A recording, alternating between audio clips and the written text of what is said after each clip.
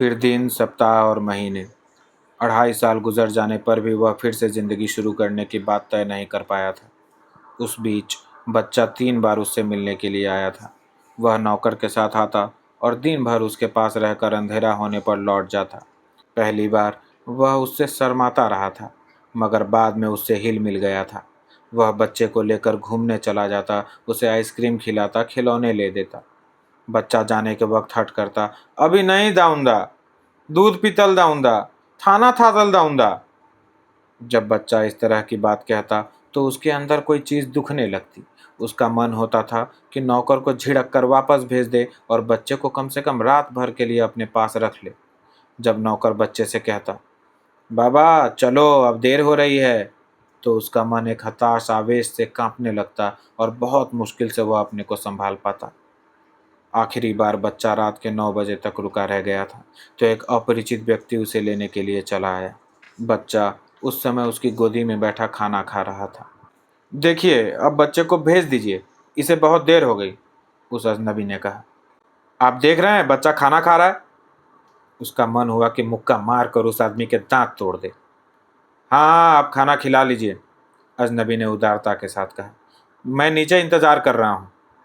गुस्से के मारे उसके हाथ इस तरह कांपने लगे कि उसके लिए बच्चे को खाना खिलाना असंभव हो गया। जब नौकर बच्चे को लेकर चला गया तो उसने देखा कि बच्चे की टोपी वहीं रह गई है। वह टोपी लिए हुए दौड़कर नीचे पहुंचा तो देखा कि नौकर और अजनबी के अलावा बच्चे के साथ कोई और भी है, उसकी माँ। वे लोग 40-50 गज आगे चल रहे थे। उसने नौकर को आवाज़ दी तो चारों ने मुड़कर एक साथ उसकी तरफ देखा। फिर नौकर टोपी लेने के लिए लौट आया और शेष तीनों आगे चलने लगे। उस रात कंबल में मुंह सिर लपेट कर वह देर तक रोता रहा। तब नए सिरे से फिर वही सवाल उसके मन में उठने लगा, क्यों वह अपने को इस अतीत से पूरी तरह मुक्त नहीं कर लेता।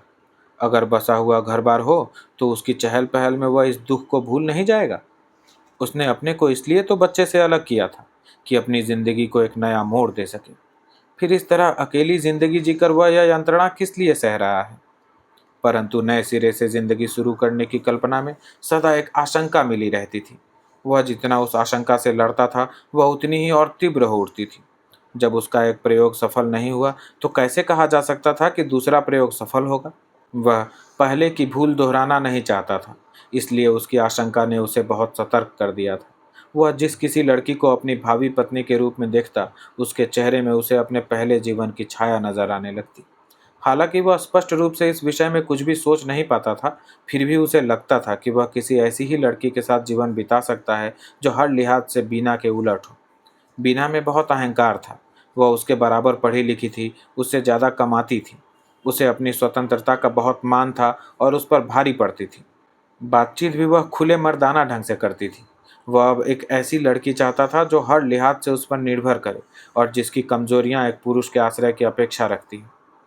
कुछ ऐसी ही लड़की थी निर्मला, उसके मित्र कृष्ण जुनेजा की बहन। 2 बार उसने उस लड़की को जुनेजा के यहाँ देखा था। बहुत सीधी सी लड़की थी, साधारण पढ़ी लिखी थी और साधारण ढंग से ही रहती थी। 26-27 की होकर भी देखने में वह 18-19 से ज़्यादा की नहीं लगती थी। वह जुनेजा के घर की कठिनाइयों को जानता था। उन कठिनाइयों के कारण ही शायद इतनी उम्र तक उस लड़की की शादी नहीं हो सकी थी। जब निर्मला के साथ उसके ब्याह की बात उठाई गई तो उसे सचमुच लगा कि उसकी ज़िंदगी अब सही पटरी पर आ जाएगी। बात तय हो जाने के बाद उसे अपना आप काफ़ी भरा भरा सा लगने लगा। हवा और आकाश में उसे एक और आकर्षण लगने लगा। निर्मला ब्याह कर घर में आई भी नहीं थी कि वह शाम को लौटते हुए फूलों की बेनियां खरीद कर घर लाने लगा। अपना पहला घर उसे छोटा लगने लगा, इसलिए उसने एक बड़ा घर ले लिया और नया फर्नीचर खरीद कर उसे सजा लिया। पास में ज़्यादा पैसे नहीं थे, फिर भी कर्ज लेकर उसने निर्मला के लिए कितना कुछ बनवा डाला। निर्मला हंसती हुई उसके घर में आई और हंसती ही रही। पहले कुछ दिन तो वह समझ नहीं सका कि वह हंसी क्या है। निर्मला कभी भी बिना बात के हंसना शुरू कर देती और देर तक हंसती रहती। वह हैरान होकर उसे देखता रहता। 3-4 साल के बच्चे भी वैसे आकस्मिक ढंग से नहीं हंसते थे जैसे वह हंसती थी। कोई उसके सामने गिर जाए या कोई चीज़ किसी हाथ से गिरकर टूट जाए तो उसके लिए अपनी हंसी रोकना असंभव हो जाता था। ऐसे में लगातार 10-10 मिनट तक वह हंसी से बेहाल रहती। वह उसे समझाने की चेष्टा करता कि ऐसी बातों पर नहीं हंसा जाता, तो निर्मला को और भी हंसी छूटती। वह उसे डांट देता तो वह उसी आकस्मिक ढंग से बिस्तर पर लेटकर हाथ पैर पटकती हुई रोने लगती, चिल्ला चिल्ला कर अपनी मरी हुई माँ को पुकारने लगती और अंत में बाल बिखेर कर देवी बन जाती और घर भर को शाप देने लगती। कभी अपने कपड़े फाड़कर इधर उधर छिपा देती, अपने गहने जूतों के अंदर संभाल देती, कभी अपनी बाह पर फोड़े की कल्पना करके दो दो दिन उसके दर्द से कराहती रहती और फिर सहसा स्वस्थ होकर कपड़े धोने लगती और सुबह से शाम तक कपड़े धोती रहती। जब मन शांत होता तो मुंह गोल किए हुए वह अंगूठा चूसने लगती। उठते बैठते खाते पीते प्रकाश के सामने निर्मला के तरह तरह के रूप आते रहते और उसका मन एक अंधे कुएं में भटकने लगता। रास्ता चलते हुए उसके मन में एक शून्य सा घिर आता और वह भौचक्का सा सड़क के किनारे खड़ा होकर सोचने लगता कि वह घर से क्यों आया है और कहाँ जा रहा है। उसका किसी से मिलने या कहीं भी आने जाने का मन न होता। कई बार वह बिल्कुल जड़ होकर देर देर तक एक ही जगह खड़ा या बैठा रहता। एक बार सड़क पर चलते हुए वह खंभे से टकराकर नाली में गिर गया। एक बार बस पर चढ़ने की कोशिश में नीचे गिर जाने से उसकी बुशर्ट पीछे से फट गई और वह इससे बेखबर दूसरी बस में चढ़कर आगे चल दिया। उसे पता तब चला जब किसी ने रास्ते में उससे कहा, जेंटलमैन, तुम्हें घर जाकर कपड़े बदल लेने चाहिए। उसे लगता जैसे वह जी न रहा हो, अंदर ही अंदर घुट रहा हो। क्या यही वह जिंदगी थी जिसे पाने के लिए उसने इतने साल अपने से संघर्ष किया था? उसे गुस्सा आता कि जुनेजा ने उसके साथ ऐसा क्यों किया, उसके साथ विश्वासघात क्यों किया, उस लड़की को मानसिक अस्पताल में भेजने की जगह उसका ब्याह क्यों कर दिया। उसने जुनेजा को इस संबंध में पत्र लिखे, परंतु उसकी ओर से कोई उत्तर नहीं मिला। उसने जुनेजा को बुलावा भेजा तो वह आया भी नहीं। वह स्वयं जुनेजा से मिलने गया तो जवाब मिला कि निर्मला अब उसकी पत्नी है, उसके मायके के लोगों का उनकी जिंदगी में कोई दखल नहीं है। और निर्मला रात दिन घर में उसी तरह हंसती और रोती रहती। तुम मेरे भाई से क्या पूछने गए थे? वह बाल बिखेर कर देवी का रूप धारण किए हुए कहती, तुम बीना की तरह मुझे भी तलाक देना चाहते हो, किसी तीसरी को घर में लाना चाहते हो। मगर मैं बीना नहीं हूँ, वह सती स्त्री नहीं थी, मैं सती स्त्री हूँ। तुम मुझे छोड़ने की बात मन में लाओगे तो मैं इस घर को जलाकर भस्म कर दूंगी, सारे शहर में भूचाल ले आऊंगी। लाऊं भूचाल? और बाहें फैलाकर वह चिल्लाने लगती, आ भूचाल आ, मैं सती स्त्री हूं तो इस घर की ईंट से ईंट बजा दे। आ आ। वह उसे शांत करने की चेष्टा करता तो वह कहती, देखो, तुम मुझसे दूर रहो, मेरे शरीर को हाथ मत लगाओ। मैं सती स्त्री हूँ, देवी हूँ। तुम मेरा सतीत्व नष्ट करना चाहते हो, मुझे खराब करना चाहते हो। मेरा तुमसे ब्याह कब हुआ है? मैं तो अभी कुंवारी हूँ, छोटी सी बच्ची हूँ। संसार का कोई भी पुरुष मुझे नहीं छू सकता। मैं आध्यात्मिक जीवन जीती हूँ, मुझे कोई छूकर देखे तो सही। और बाल बिखेरे हुए इसी तरह बोलती चिल्लाती कभी वह घर की छत पर पहुंच जाती और कभी बाहर निकलकर घर के आसपास चक्कर काटने लगती। उसने दो एक बार होठों पर हाथ रखकर निर्मला का मुंह बंद करना चाहा तो वह और भी जोर से चिल्लाने लगी। तुम मेरा मुंह बंद करना चाहते हो, मेरा गला घोंटना चाहते हो, मुझे मारना चाहते हो। तुम्हें पता है मैं देवी हूँ, मेरे चारों भाई चार शेर हैं, वे तुम्हें नोच नोच कर खा जाएंगे। उन्हें पता है उसकी बहन देवी है, कोई मेरा बुरा चाहेगा तो वे उसे उठाकर ले जाएंगे और काल कोठरी में बंद कर देंगे। मेरे बड़े भाई ने अभी अभी नई कार ली है, मैं उसे चिट्ठी लिख दूं तो वह भी कार लेकर आ जाएगा और हाथ पैर बांध कर तुम्हें कार में डालकर ले जाएगा। 6 महीने बंद रखेगा, फिर छोड़ेगा। तुम्हें पता नहीं वे चारों के चारों शेर कितने जालिम हैं? वे राक्षस हैं, राक्षस। आदमी की बोटी बोटी काट दे और किसी को पता भी ना चले। मगर मैं उन्हें नहीं बुलाऊंगी। मैं सती स्त्री हूँ, इसलिए अपने सत्य से ही अपनी रक्षा करूंगी। सब कोशिशों से हार कर वह थका हुआ अपने पढ़ने के कमरे में बंद होकर पड़ जाता तो भी आधी रात तक वह साथ के कमरे में उसी तरह बोलती रहती। फिर बोलते बोलते अचानक चुप कर जाती और थोड़ी देर बाद उसका दरवाज़ा खटखटाने लगती। क्या बात है? वह कहता। इस कमरे में मेरी सांस रुक रही है। निर्मला जवाब देती। दरवाजा खोलो, मुझे अस्पताल जाना है। इस समय सो जाओ, वह कहता। सुबह तुम जहाँ कहोगी वहाँ ले चलूँगा। मैं कहती हूँ दरवाजा खोलो, मुझे अस्पताल जाना है। और वह अचानक जोर जोर से धक्के देकर दरवाजा तोड़ने लगती। वह दरवाज़ा खोल देता तो वह हंसती हुई उसके सामने आ जाती। तुम्हें हंसी किस बात की आ रही है? वह कहता। तुम्हें लगता है मैं हंस रही हूँ? निर्मला और भी जोर से हंसने लगती। यह हंसी नहीं, रोना है, रोना। तुम अस्पताल चलना चाहती हो? क्यों? अभी तुम कह रही थी। मैं अस्पताल जाने के लिए कहाँ कह रही थी? मैं तो कह रही थी कि मुझे उस कमरे में डर लगता है, मुझे यहाँ तुम्हारे पास सोऊंगी। देखो निर्मला, इस समय मेरा मन ठीक नहीं है। तुम बाद में चाहे मेरे पास आ जाना, मगर इस समय थोड़ी देर। मैं कहती हूँ मैं अकेली उस कमरे में नहीं सो सकती। मेरे जैसे छोटी सी बच्ची क्या कभी अकेली सो सकती है? तुम छोटी बच्ची नहीं हो निर्मला। तो तुम्हें मैं बड़ी नजर आती हूँ? एक छोटी सी बच्ची को बड़ी कहते तुम्हारे दिल को कुछ नहीं होता? इसलिए कि तुम मुझे अपने पास सुलाना नहीं चाहते हो। मगर मैं यहाँ से नहीं जाऊंगी। तुम्हें मुझे अपने साथ सुलाना पड़ेगा। मैं विधवा हूँ जो अकेली सोऊंगी? मैं सुहागिन स्त्री हूँ। कोई सुहागिन क्या कभी अकेले सोती है? मैं भावरे लेकर तुम्हारे घर में आई हूँ, ऐसे ही उठाकर नहीं लाई गई। देखती हूँ तुम मुझे कैसे उस कमरे में भेजते हो। और वह उसके पास लेट कर उससे लिपट जाती। कुछ देर में जब उसके स्नायु शांत हो चुकते तो लगातार उसे चूमती हुई कहती। मेरा सुहाग, मेरा चांद, मेरा राजा, मैं तुम्हें कभी अपने से अलग रख सकती हूँ? तुम मेरे साथ 136 साल की उम्र तक जियोगे। मुझे यह वर मिला है कि मैं 136 साल की उम्र तक सुहागिन रहूंगी। जिसकी भी मुझसे शादी होती वह 136 साल की उम्र तक जीता। तुम देख लेना मेरी बात सच निकलती है या नहीं। मैं सती स्त्री हूँ और सती स्त्री के मुंह से निकली बात कभी झूठ नहीं होती। तुम सुबह मेरे साथ अस्पताल चलोगी? क्यों? मुझे क्या हुआ है जो मैं अस्पताल जाऊंगी? मुझे तो आज तक कभी सिर दर्द भी नहीं हुआ। मैं अस्पताल क्यों जाऊं? एक दिन प्रकाश उसके लिए कई किताबें खरीद लाए। उसने सोचा था कि शायद पढ़ने से निर्मला के मन को एक दिशा मिल जाए और वह धीरे धीरे अपने मन के अंधेरे से बाहर निकलने लगी। मगर निर्मला ने उन किताबों को देखा तो मुंह बिचका कर एक तरफ हटा दिया। ये किताबें मैं तुम्हारे पढ़ने के लिए लाया हूँ, उसने कहा। मेरे पढ़ने के लिए? निर्मला हैरानी के साथ बोली। मैं इन किताबों को पढ़कर क्या करूंगी? मैंने तो मार्क्सवाद, मनोविज्ञान और सभी कुछ 14 साल की उम्र में ही पढ़ लिया था। अब इतनी बड़ी होकर मैं ये किताबें पढ़ने लगूंगी? और उसके पास से उठकर अंगूठा चूसती हुई वह दूसरे कमरे में चली गई। पापा। कोहरे के बादलों में भटकता मन सहसा बालकनी पर लौट आया। खिलनमर्ग की सड़क पर बहुत से लोग घोड़े दौड़ाते जा रहे थे। एक धुंधले चित्र की बुझी बुझी आकृतियां, जैसे कुछ वैसी ही बुझी बुझी आकृतियां क्लब से बाजार की तरफ आ रही थी। बाईं तरफ बर्फ से ढकी पहाड़ी की एक चोटी कोहरे से बाहर निकल आई थी और न जाने किधर से आती धूप की एक किरण ने उसे जगमगा दिया था। कोहरे में भटके कुछ पक्षी उड़ते हुए उस चोटी के सामने आ गए तो सहसा उनके पंख सुनहरे हो उठे, मगर अगले ही क्षण वे फिर धुंधलके में खो गए।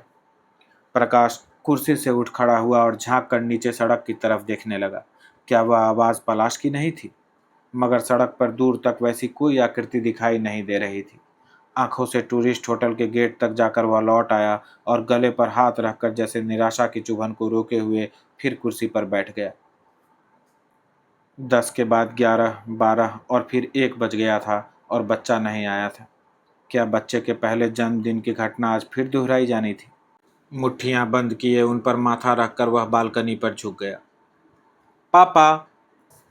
प्रकाश ने चौंक कर सिर उठाया। वही कोहरा और वही धुंधली सुनसान सड़क। दूर घोड़ों की टापें और धीमी चाल से उस तरफ को आता एक कश्मीरी मजदूर। क्या वह आवाज़ उसे अपने कानों के अंदर से सुनाई दे रही थी?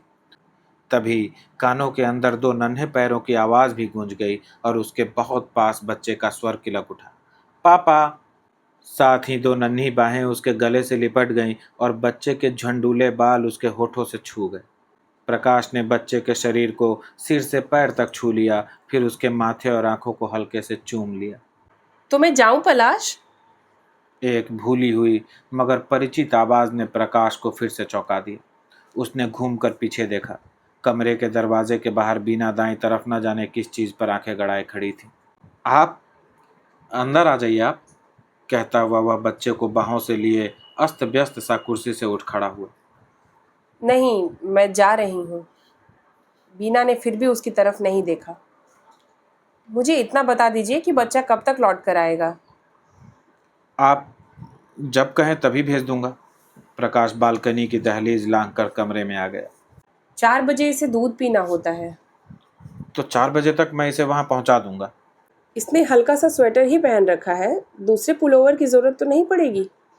आप दे दीजिए, ज़रूरत पड़ेगी तो मैं इसे पहना दूंगा। बीना ने दहलीज के उस तरफ से पुलोवर उसकी तरफ बढ़ा दिया। उसने पुलोवर लेकर उसे शाल की तरह बच्चे को ओढ़ा दिया। आप उसने बीना से फिर कहना चाहा कि अंदर आ जाए, मगर उससे कहा नहीं गया। बीना चुपचाप जीने की तरफ चल दी। प्रकाश कमरे से निकल आया। जीने से बीना ने कहा, देखिए, इसे आइसक्रीम वगैरह मत खिलाइएगा, इसका गला बहुत जल्द खराब हो जाता है। अच्छा। बीना पल भर रुकी रही। शायद उसे और भी कुछ कहना था, मगर फिर बिना कुछ कहे नीचे उतर गई। बच्चा प्रकाश की बाहों में उछलता हुआ हाथ हिलाता रहा। मम्मी टाटा टाटा। प्रकाश उसे लिए बालकनी पर लौट आया तो वह उसके गले में बाहें डालकर बोला, पापा मैं आइसक्रीम जरूर खाऊंगा। हाँ हाँ बेटे। प्रकाश उसकी पीठ पर हाथ फेरने लगा। जो तेरे मन को आए सो खाना। और कुछ देर वह अपने को, बालकनी को और यहाँ तक कि बच्चे को भी भूला हुआ सामने कोहरे में देखता रहा। कोहरे का पर्दा धीरे धीरे उठने लगा तो मीलों तक फैले हरियाली के रंगमंच की धुंधली रेखाएं स्पष्ट हो उठी। वे दोनों गल्फ ग्राउंड पार करके क्लब की तरफ जा रहे थे। चलते हुए बच्चे ने पूछा, पापा आदमी की दो टांगें क्यों होती हैं, चार क्यों नहीं होती? प्रकाश ने चौंक कर उसकी तरफ देखा और कहा, अरे क्यों पापा? बच्चा बोला, तुमने अरे क्यों कहा है? तू इतना साफ बोल सकता है तो अब तक तुतला कर क्यों बोल रहा था? प्रकाश ने उसे बाहों में उठाकर एक अभियुक्त की तरह सामने कर लिया। बच्चा खिलखिलाकर हंसा।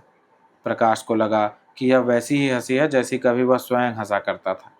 बच्चे के चेहरे की रेखाओं से भी उसे अपने बचपन के चेहरे की याद हो गई। उसे लगा जैसे एकाएक उसका 30 साल पहले का चेहरा उसके सामने आ गया हो और वह खुद उस चेहरे के सामने एक अभियुक्त की तरह खड़ा हो। मम्मी तो ऐसा ही अच्छा लगता है, बच्चे ने कहा। क्यों? मेरे तो नहीं पता, तुम मम्मी से पूछ लेना। तेरी मम्मी तुझे जोर से हंसने से भी मना करती। प्रकाश को वे दिन याद आए जब उसके खिलखिलाकर हंसने पर बिना कानों पर हाथ रख लिया करती थी। बच्चे की बाहें उसकी गर्दन के पास कस गई। हाँ, वह बोला, मम्मी कहती है अच्छे बच्चे जोल से नहीं हंसते। प्रकाश ने उसे बाहों से उतार दिया। बच्चा उसकी उंगली पकड़े घास पर चलने लगा। क्यों पापा? उसने पूछा। अच्छे बच्चे जोल से क्यों नहीं हंसते? हंसते हैं बेटा, प्रकाश ने उसके सिर को सहलाते हुए कहा। सब अच्छे बच्चे जोर से हंसते हैं। तो मम्मी मेले तो क्यों लोटती है? अब वह तुझे नहीं रोकेगी। और तू तुतला कर नहीं, ठीक से बोला कर। तेरी मम्मी तुझे इसके लिए भी मना नहीं करेगी, मैं उसे कह दूंगा। तो तुमने पहले मम्मी से क्यों नहीं कहा? ऐसे नहीं, क्या कि तुमने पहले मम्मी से क्यों नहीं कहा? बच्चा फिर हंस दिया। तो तुमने पहले मम्मी से क्यों नहीं कहा? पहले मुझे याद नहीं रहा, अब याद से कह दूंगा। कुछ देर दोनों चुपचाप चलते रहे। फिर बच्चे ने पूछा, पापा तुम मेरे जन्मदिन की पार्टी में क्यों नहीं आए? मम्मी कहती थी तुम विलायत गए हुए थे। हाँ, मैं विलायत गया हुआ था। तो पापा अब तुम विलायत नहीं जाना। क्यों? मेरे को अच्छा नहीं लगता। विलायत जाकर तुम्हारी शक्ल और ही तरह की हो गई है। प्रकाश एक रूखी सी हंसी हंसा। कैसी हो गई है शक्ल? पता नहीं कैसी हो गई है। पहले दूसरी तरह की थी, अब दूसरी तरह की है। दूसरी तरह की कैसे? पता नहीं। पहले तुम्हारे बाल काले काले थे, अब सफ़ेद सफ़ेद हो गए। तू इतने दिन मेरे पास नहीं आया इसलिए मेरे बाल सफ़ेद हो गए। बच्चा इतनी जोर से हंसा कि उसके कदम लड़खड़ा गए। पापा तुम तो विलायत गए हुए थे, उसने कहा। मैं तुम्हारे पास कैसे आता? मैं क्या अकेला विलायत जा सकता हूँ? क्यों नहीं जा सकता? तू इतना बड़ा तो है। मैं सचमुच बड़ा हूँ ना पापा, बच्चा ताली बजाता हुआ बोला। तुम यह बात भी मम्मी से कह देना। वह कहती है मैं अभी बहुत छोटा हूँ। मैं छोटा नहीं हूँ ना पापा। नहीं, तू छोटा कहाँ है? प्रकाश मैदान में दौड़ने लगा। अच्छा भाग कर मुझे पकड़। बच्चा अपनी छोटी छोटी टांगें पटकता हुआ दौड़ने लगा। प्रकाश को फिर से अपने बचपन की याद आई। उसे दौड़ते देखकर तब एक बार किसी ने कहा था, अरे यह बच्चा कैसे टांगे पटक पटक कर दौड़ता है, इसे ठीक से चलना नहीं आता क्या?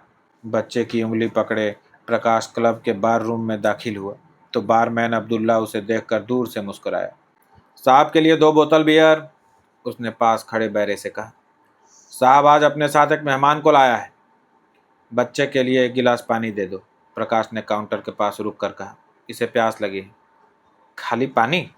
अब्दुल्ला बच्चे के गालों को प्यार से सहलाने लगा। और सब दोस्तों को तो साहब बियर पिलाता है, और इस बेचारे को खाली पानी। और पानी की बोतल खोलकर वह गिलास में पानी डालने लगा। जब वह गिलास बच्चे के मुंह के पास ले गया तो बच्चे ने यह अपने हाथ में ले लिया। मैं अपने आप पीऊँगा, उसने कहा। मैं छोटा थोड़े ही हूँ, मैं तो बड़ा हूँ। तू बड़ा है? अब्दुल्ला हंसा। तब तो तुझे पानी देकर मैंने गलती की है। बड़े लोगों को तो मैं बियर ही पिलाता हूँ। बियर क्या होता है? बच्चे ने मुंह से गिलास हटाकर पूछा। बियर होता नहीं, होती है। अब्दुल्ला ने झुककर उसे चूम लिया। तुझे पिलाऊं क्या? नहीं, कहकर बच्चे ने अपनी बाहें प्रकाश की तरफ फैला दी। प्रकाश उसे लेकर ड्योढ़ी की तरफ चला तो अब्दुल्ला भी उन दोनों के साथ साथ बाहर चला आया।